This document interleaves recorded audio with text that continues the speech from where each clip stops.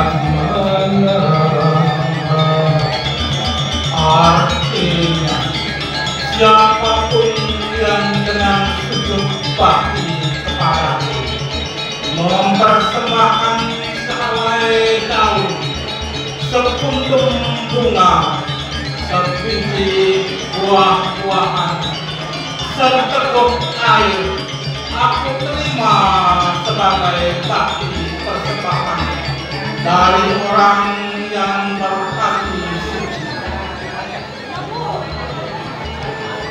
Bhagavad Gita Adhyaya 9 Sloka 26.